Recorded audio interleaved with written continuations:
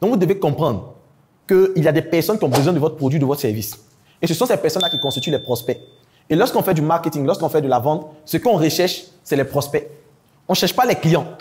On cherche des personnes qui souffrent d'un problème dont nous, on a la solution, qui souffrent d'un problème où nous, on a le service qu'il faut pour pouvoir les aider. C'est ça les prospects. Donc, vous devez chercher les prospects. Et les prospects, ce n'est pas l'attitude, pas le comportement, pas l'interaction qu'on a qu'on peut savoir si c'est un prospect ou pas. Et comment ça se passe? Ça se trouve même de façon digitale. De façon digitale, lorsque vous allez voir qu'un monsieur drague une femme ou une jeune fille, qu'est-ce qui se passe? Elle dit bonjour Coco, comment tu vas? Elle dit bien. Et t'as jeûné? Bien. Tu as mangé quoi ce midi? Foutou. Tu fais quoi actuellement? Rien. Après, c'est t'es là. Mais par sa manière de répondre, c'est une manière de te dire que soit je suis occupé, soit je ne veux pas causer avec toi. Voici deux informations qui ressortent de cette attitude.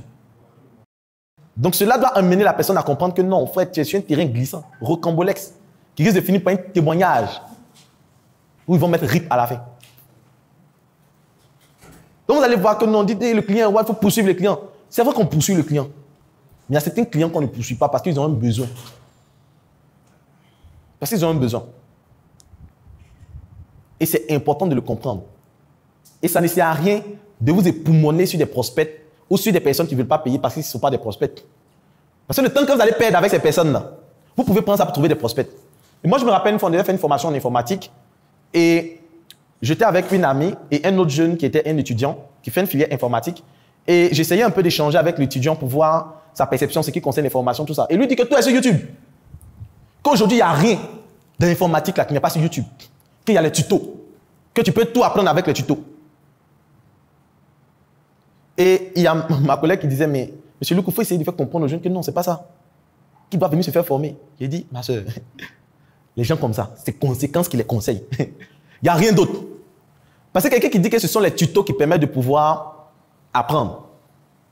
Vous allez chercher à pouvoir déconstruire sa mentalité pour que maintenant il puisse comprendre que non, c'est les formations. Ça va être fatigant. Ça va être fatigant. Moi, je dis l'entrepreneuriat, c'est déjà trop dur. On souffre déjà trop. Donc, tant qu'on peut simplifier la chose, simplifions. Donc, si vous vendez les jus naturels, vos prospects, ce sont des personnes, par exemple, qui suivent un traitement où on leur demande d'éviter tout ce qui, par exemple, est gras. Et vous devez bien connaître votre produit. Et ça, c'est un autre truc important aussi.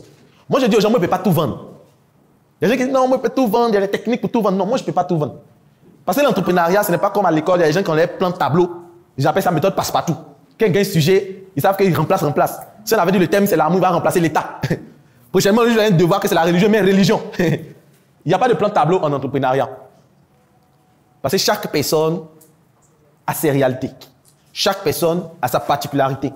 Et un événement, heureux ou malheureux, peut avoir un impact, un grand impact sur l'attitude et le comportement de votre prospect ou de votre client. Et je dis qu'il y a certaines personnes qui peuvent ne plus acheter vos produits. Pas parce que le produit n'est pas bon. Mais maintenant, vous vendez les jus d'orange. Et la dame, le jour qu'elle achète le jus d'orange, ne le souhaite pas. C'est là que son copain arrive à la maison. Son copain dit que c'est bon de nous. Et c'est pendant qu'elle est en train de boire votre jus d'orange, avec votre marque dessus, que son copain l'a appelé pour dire, le 14 février, que c'est bon de nous. Qu'il préfère l'autre fille. Parce qu'elle est mieux que toi. Elle est en train de boire votre jus d'orange. Vous savez ce que ça fait. Si vous connaissez une femme qui a déjà accouché ou enfanté, ça dépend. Si vous lui demandez quel était le visage, qu'elle décrive le visage du docteur qui a eu à l'accompagner pour l'accouchement, qu'elle décrive même, qu'elle donne le poids du bébé, elle pourra vous donner le poids du bébé. Elle pourra même souvent vous décrire toutes les scènes qui sont passées avant, pendant et après l'accouchement. Pourquoi? Parce que c'est un point d'émotion, de forte émotion. Si vous êtes petit, que vous avez eu un accident, que vous avez une fracture, bien il y a eu la pointe qui vous a piqué et que ça vous a créé de vraies complications, vous n'allez pas oublier ça de près. Parce que derrière, ça vous a laissé beaucoup de séquelles émotionnelles. Donc, si pendant qu'on est en train de boire votre jus, et que c'est là qu'on l'appelle pour dire que tel parent est décédé, ou bien qu'on l'appelle pour dire c'est bon entre nous, ce qui va se passer, c'est que votre jus va faire partie de l'écosystème émotionnel qui va avec cette information. Ce qui va faire que le jour qu'elle va vouloir boire, le jus va se rappeler ce que son gars lui a dit. Et pas parce que ton jus n'est pas bon, mais parce que ton jus, il y a une corrélation entre ton jus et cette information. Ce qui fait qu'elle ne va plus vouloir consommer le jus. Et vous connaissez des personnes qui ne mangent plus certains repas parce que pendant qu'ils étaient mangés ce repas-là, ils ont eu une mauvaise nouvelle. Et à chaque fois qu'ils plongent les mains dans le repas, ils s'y rappellent. Il y Il y a certaines personnes qui ne vont plus dans certains endroits parce que l'endroit est en point d'émotion. Et c'est pour ça qu'il y a certaines femmes même souvent qui ne se remarient plus. Parce que le monsieur, c'était les Assini. C'était les chics sorties, c'était les sorties romantiques, c'était le love forever, le love story. Donc lui qui vient après, soit il doit peser dans le game. Il sait peut-être lui c'est les Dubaï, c'est les sorties, il s'en va l'accompagner des Elon Musk, Jobs, lui love dans l'espace maintenant, c'est ça. C'est-à-dire que, exactement dans le méta. C'est-à-dire qu'il doit pouvoir donner une émotion plus forte que l'émotion de déception que la personne a eue. Et souvent c'est très compliqué.